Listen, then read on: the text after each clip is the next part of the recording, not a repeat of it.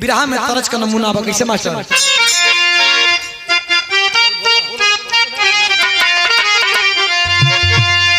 समाजवादी पार्टी के जिला सचिव 2 बार के प्रधान राजेंद्र यादव जी, अच्छा तो बोले हैं फिर से बोल देते हैं। पुरस्कार दिल से धन्यवाद बा, कोट कोट प्रणाम बा, सब बहन के प्रणाम बा। 4 अंतरा का गीत रही, लेकिन भाव देखिए कितना बढ़िया बा।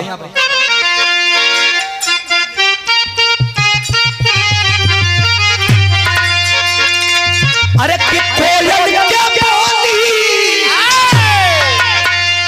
कभी लोग बैठे हैं, गायिका जी बैठी हैं, और ये जमाने के लोग बैठे हैं कि जवान को सताया गया तो मुलायम सिंह, किसान को सताया गया तो देश के गरीब को सताया गया तो अखिलेश यादव, देश के जवानों को सताया गया तो अखिलेश यादव, सड़कें बनवाना हो तो अखिलेश यादव, आंदोलन करना हो तो अखिलेश यादव, जुल्मों सितम से लड़ना हो तो अखिलेश यादव। क्या अखिलेश यादव सिर्फ लड़ने के लिए जन्म लिए हैं? कब आप समझेंगे, कब हम समझेंगे, इसलिए कहना है।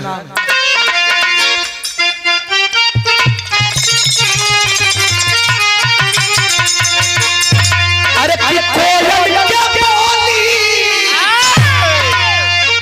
खाली मन का बात करी हम लोग का, खाली मन का बात करी हम का, मन का बात करे के बाद अपन में हरारू लड़का से करे, आदमी से कौन बात होला भैया? आदमी से काम का बात करे के चाहिए, मन का बात में हरारू लड़का से करे के चाहिए। अब यहाँ उल्टा हो तो मन का बात आदमी से करत हुआ, काम का बात कबेरी तू न पता हुआ, तो काम का बात आदमी सुनल चाहत हम, मन का बात हमें ना चाहिए। कहो ऐसे कहे के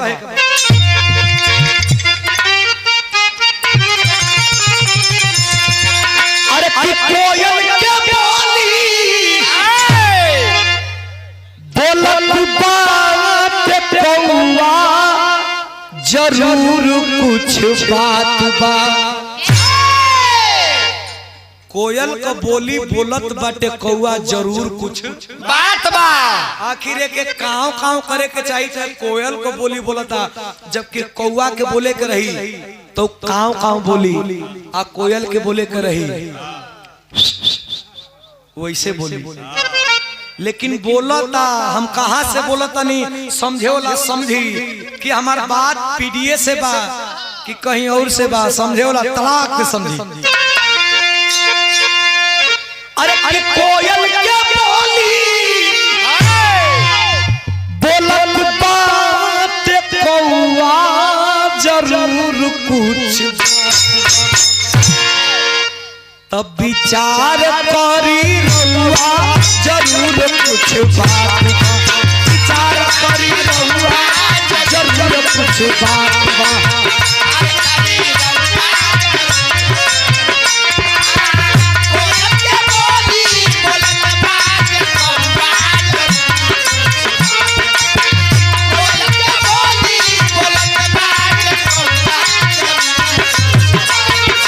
विचार करी जरूर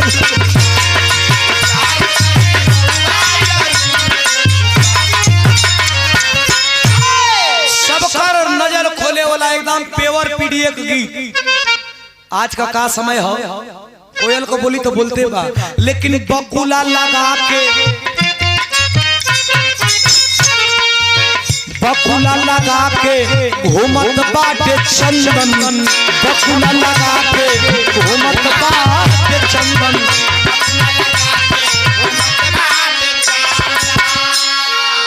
जेकरा पर 50 को मर्डर बा, फिरौती बा, बलात्कार का केस बा, छिनैती बा, वो आज बाबा बन के घूमता, बन के घूमता कि ना हो भाई?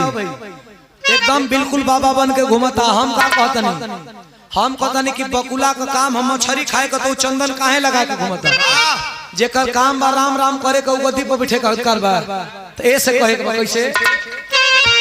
अरे बकुला लगा के घूमत बा के चंदन,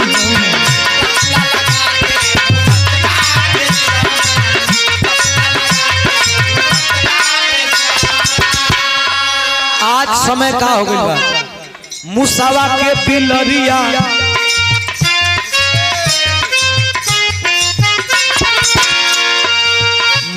मुस्के बिलरिया करे ले अभिनंदन मुस्के बिलरिया